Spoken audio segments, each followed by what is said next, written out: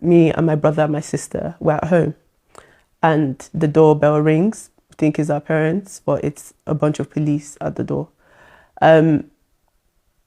They tell me this is, what they arrested me for. My first reaction was shock. It was difficult, especially seeing, not even just for me, because if it was a situation where it was just me, I think it would have been easier to handle. But seeing my parents in that situation as well was a lot. What are your thoughts on your parents' conviction? It's sad. It's been really hard to really wrap my head around it.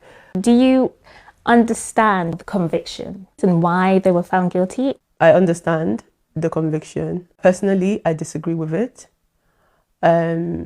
However, that's from a very biased perspective as their daughter, and I would obviously always back my parents. However, the law has taken its course and we just have to now move forward as a family. Apart from the case and the trial, I'm also having dialysis. What's the name of the condition that you have?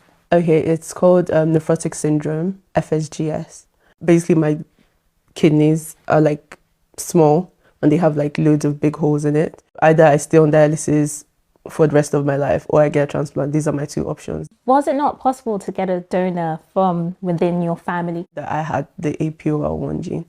So to us, that kind of meant that, kind of excluded the family, especially on my dad's side, because they have quite a history of kidney conditions. In August of 2021, when obviously I found out that it was a possibility that I would need a transplant, that's when we kind of reached out to people. How involved were you in finding a donor, in particular this young man? I wasn't involved at all. It was mostly my family that handled everything to do with my medical side. Were you aware that your parents were trying to bring someone from Nigeria to the UK? I mean, I was aware that someone did come forward. I had just come over to the UK, I believe, with my uncle. My mom and I wanted to thank him for that, and the picture was basically for memories. It was mentioned in court that this man was portrayed as your cousin. Did you know that? Did you know that was the case? No, you should answer that. Yeah. I mean, I can't answer that. Were you aware that's the narrative that they were going for? To an extent, but not really. I didn't really know anything leading up to it. I don't feel anything towards him. I, wish him all the best. And that's really it. There were some texts between you and your parents, and they offered a couple of people, or they showed you a couple of people who could be donors.